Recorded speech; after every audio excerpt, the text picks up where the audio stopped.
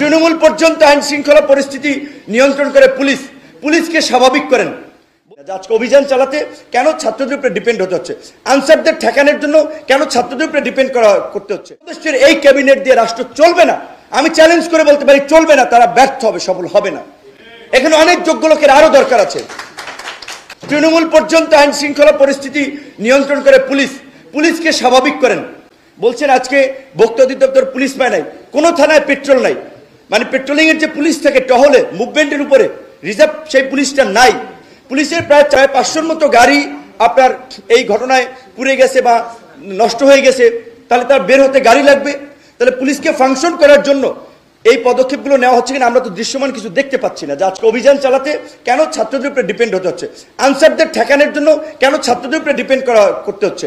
তো এখন প্রশাসনের মধ্যে এই যে 15 বছরে যাদেরকে প্রমোশন দিয়ে যোগ্যতা না থাকা সত্ত্বেও উঁচু পদে অধিষ্ঠিত করেছে, তাদেরকে রিমুভ করতে হবে। সেইটা এখন পর্যন্ত সব জায়গায় করা হয় নাই। হ্যাঁ, সময় লাগবে, কিন্তু ফাংশনটা তো করাতে হবে পুলিশকে। এখন পর্যন্ত পুলিশি ব্যবস্থা ফাংশন করছে না, এটা খুবই অশনি সংকেত, খুবই অশনি সংকেত। রাষ্ট্র চালাতে হলে ধীরে স্থির বুদ্ধিতে চলতে হবে।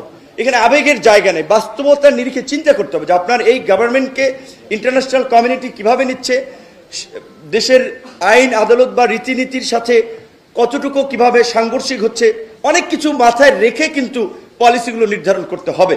শুধুমাত্র আবেগ থেকে বললে হবে না। আমি মনে করি এই সরকারকে যদি স্টেবল করতে হয়, এই সরকারকে যদি ফাংশন করাতে হয়, এবং যে মানুষের যে প্রত্যাশা রাষ্ট্রের মৌলিক সংস্কার, সেটার জন্য এই সরকারকে জাতীয় সরকারের রূপ দিতে হবে। জাতীয় সরকারের রূপ দিতে হলে বিএনপি, জামাত, গণ অধিকার, বিভিন্ন রাজনৈতিক দল বলেন, অন্যান্য রাজনৈতিক দল, অনেকগুলো দল বলে তো অনেক সময় লাগবে। আমি বলছি মেজর পলিটিক্যাল পার্টি, বুইফোর নাম সর্বস্ব পলিটিক্যাল পার্টি খুঁজে তো লাভ নেই। যেগুলোকে মেজর মনে করা হয়, যে যাদের অ্যাক্টিভিটিস আছে, যাদের ফাংশন আছে, যাদের গণতান্ত্রিক আন্দোলন সংগ্রামে ভূমিকা আছে, তাদের থেকে প্রতিনিধি নিয়ে, এটা 21 আছে, এটাকে 31 করা যেতে পারে আরো 10 জন নিয়ে, এটাকে জাতীয় সরকারের রূপ দিলে তাহলে যদি স্টেবল হয়। নাহলে এই যে রাজনৈতিক দলের সাথে এই যে প্রতিনিধিত্বশীল আপনার অংশের সাথে যে সরকারের একটা সন্দেহ সংশয় তৈরি হচ্ছে, এটা কিন্তু সরকারের জন্য ভালো না।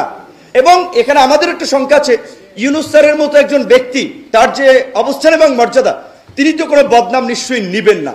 তো যদি দেখে যে রাজনৈতিক প্রেশার তৈরি হচ্ছে ইলেকশনের জন্য, সংস্কার হোক বা না হোক, আমার ধারণা তিনি তার এই বদনাম নিবেন না, তিনি অতি দ্রুত সময়ের মধ্যে একটা ইলেকশন দিয়ে দিতে পারেন। এই যে পতিত স্বৈরাচার, তাদের হাতে লক্ষ লক্ষ কোটি টাকা রয়েছে, টাকা দিয়ে এই টাকা দেশকে অস্থিতিশীল করার কাজে ব্যবহার করবে। আর তাদেরকে ফুয়েল দেওয়ার জন্য আছে আমাদের প্রতিবেশী দেশ ভারতের তো ওপেন সিক্রেট। এই যে ভারতীয় এজেন্টরা গণমাধ্যমে বসে আছে, প্রশাসনে বসে আছে, এখন পর্যন্ত হয়তো অনেকে ভুল পাল্টাইছে, কিন্তু তাদের বিরুদ্ধে যদি ব্যবস্থা না নেওয়া হয়, সরকারের বিপদ আছে।